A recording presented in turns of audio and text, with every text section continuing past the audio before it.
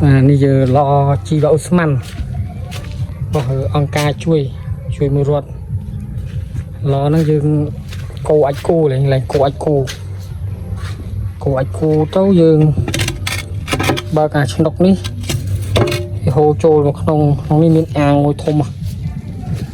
នេះវ៉ានអូស្មានចេញទៅឡើងយើងដាំបាយ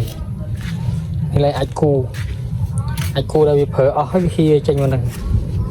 ហៀមកចូលតាមហោនេះមកនឹងឡើងបំលែងអាចគូនេះអាចគូវាបំលែងអត់ស្អុយនេះហើយយើងយកមកដាក់ណាំដាក់អីស្រួលដូចជាជីកប៉ុសមួយ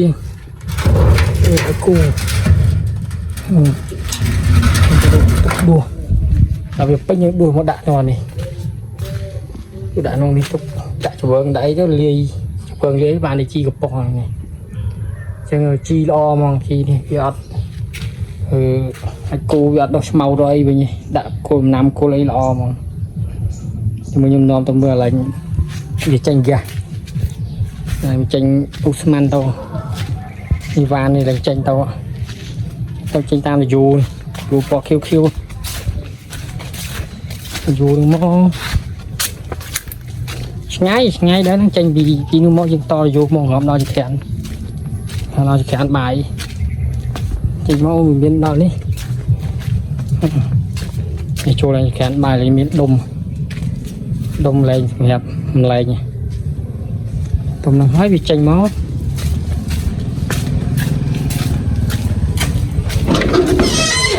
ចូលចក្រានបាយនេះគីឡូគេសម្រាប់មើលដឹងថាគេអូស្មានមានប្រមាណពេញប្រមាណអីប្រមាណវាឡើងតាមហ្នឹងនេះដាក់យើងអាចធ្វើជាកពូលភ្លើងបានទៀតឆេះពីម៉ាំងសុកកពូម៉ាំងសុកហើយយើងដុតឆេះដូចនេះចឹងដល់នេះយើងจะខានណាំបាយខានបាយយើងដាក់មកហើបតិចមកហើយយើងកេះហ្នឹងឆេះដាក់ភ្លើងយើងមូលឆេះដាក់ឆ្នាំងបាយទៅលើមូលខ្លាំងឆេះល្អមកភ្លើងមើលខ្លាំងដូចយ៉ាំជ្រុំឆេះស្អាតជាងនេះទៀតចាំងស្អាតជាងយ៉ាតែវាអត់មានភ្លើងនេះក្នុងមកខៀវងឹតមកភ្លើងវាស្រួលលក្ខណៈគ្រួសារបងប្អូនណាមានគូចាប់ពី3ក្បាលឡើងទៅយើងអាចប្រើអញ្ចឹងបានឲ្យមកដាំបាយដាំទឹក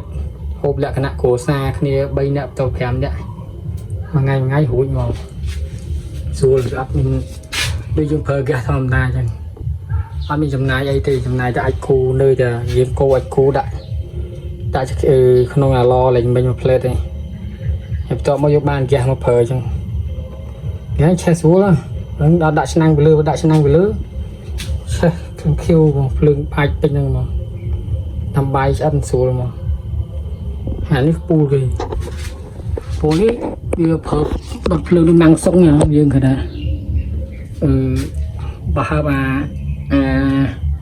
ក្បាលនេះទីមកយើងដុតទៅឆេះភ្លើងហមទៅភ្លើងហើបនេះ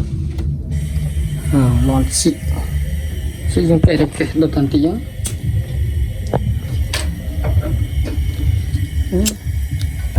ជប់ឆេះយកភ្លើងហមតេល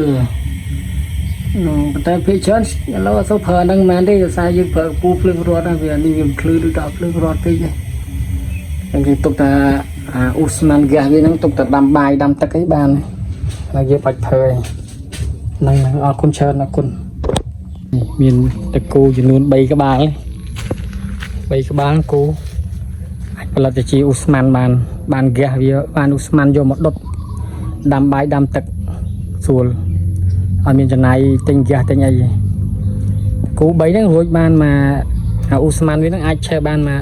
ប្រើបានមកលក្ខណៈគ្រួសារគ្នា5នាក់អីដាំបាយដាំទឹក